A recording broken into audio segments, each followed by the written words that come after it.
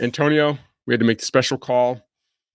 USC recruiting, or USC football in general, but USC recruiting on a scale of 1 to 10, 10 being the worst, how concerned should USC fans be about recruiting right now? Like a 7 or 8, I would imagine. I know Ari's probably like a 10. Yeah, Ari has a different scale. No, but I thought that you would be less than that. I was going to say 7. Yeah. Okay, so what's the rationale between 7? I'll give you a 7.5 there, Antonio. Just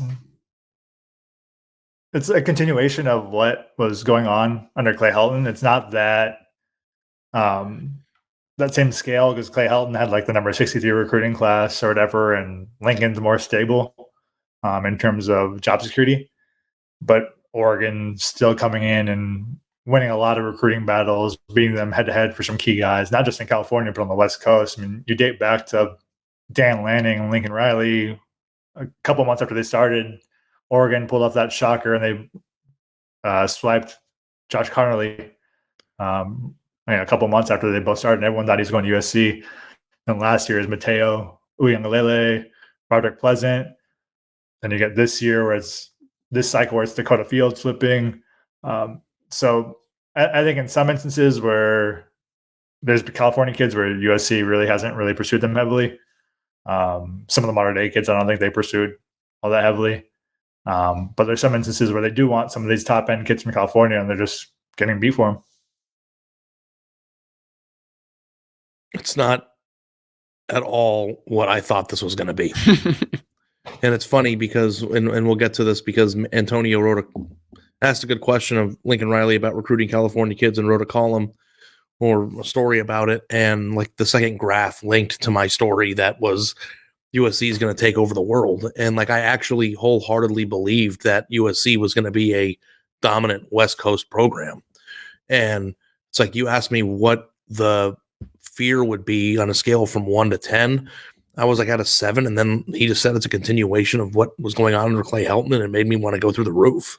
Like, it's like that's the exact opposite of what's supposed to be happening here.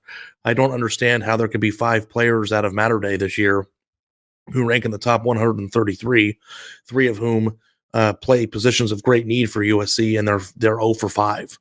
It just doesn't sit well. And Dan Lanning is a very good coach who has proven not only to be a force in national recruiting, but particularly on the West Coast. Picked up a commitment Monday from a 5-star defensive end out of Tucson, and Elijah Rushing, who was going to go to U of A and, reopen his recruitment and end up in Oregon. And it's like USC should be winning that battle too, right? Like, I don't know if it's just about kids that are an hour away or in Southern California. It's about the entire West Coast.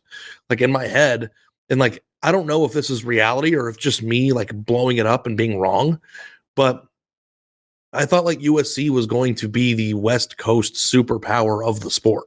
Like, I didn't just think they were going to be really good and maybe make the playoff every now and then. Like, I thought they were going to be incredibly awesome, and they're not, and they're not headed in that direction, and they're not recruiting the way that I thought they would recruit. And yes, they got Bear Alexander and a few other guys in the portal, but they're not portaling the way you would think that they would portal.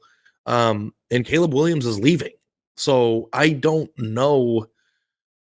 It's like, makes me want to take a deep breath, but it's like, I am incredibly wrong. And we joke about like me owing Andy $1,000. He should like slap me in the face when I give it to him too. Like, I wasn't even close. Like, I'm not even close. And, at this, fear of rambling, it's like year 1 was supposed that to be over. By the way. Yeah. The year 1 was supposed to be the first step of building that, a half away from football, from being in the playoff, winning a Heisman Trophy with Caleb. You're supposed to go back into the lab, fix your defense, and then come back this year like as the best team in the Pac-12. And not only are they not that, they didn't address it. They retained their coordinator, and they might lose 4 games this year, maybe 5, if you look at the 3 games they've got left. And that's after escaping 2 games because of failed 2-point conversion attempts from teams that are at the bottom barrel of the conference. So I just like want to scream. Like, I'm annoyed that my headphones don't work, and I'm annoyed that it's like not even a discussion. And have fun in the Big Ten next year when you play Utah every week. All right. Since Ari didn't have a question, Antonio, I have a question for you. He kind of referenced. You're the host, and we're both talking about this. I'm not asking. Antonio's our guest. We're supposed to ask him questions. I'm the guest today too. You're a surly guest. You came to the pod last week. As giddy as I've ever seen you, Ari. You were feeling good today. Had a bad NFL Sunday. you're a little down. So Ari kind of referenced it, but you wrote about it in Antonio, and Ari tweeted about it. Basically, Lincoln saying it doesn't really matter where the recruits come from, because if you're winning, no one cares, and if you're not winning, it's like not, it's like doesn't really matter either. It's like the point is to win. So my question is, if this were Texas high school coaches control a lot. They're very provincial. It's all about Texas. And I know you don't live in Texas, you live in Southern California, but how important is it for a college coach to cater to the local coaches? Is it as important as it is, you think, in Texas, if you get where I'm going? Yeah, I think California is not as strong. Texas's coaches are more unified than California's are. It's such a big state. And Southern California is so much different than Northern California. Northern California is so much different than Central California. So it's different, but I'm sure people saw that quote. And I've heard from a couple of recruiting staffers in the Pac-12 who, said they might have agreed with what Lincoln said about California kids and stuff like that, but he shouldn't have said it out loud. And where was anybody with in the program to tell him, don't say that? People who know Southern California well, because Lincoln's still new 2 years into the area. So I think it's common sense from anybody to not say the players in our state aren't. I think I see what you're saying, but I wouldn't have said that if I were Idaho players, if I were the Vandals head coach. Mm-hmm. Yeah, exactly. And but we'll see how California's coaches respond to that. It's they get to watch out for.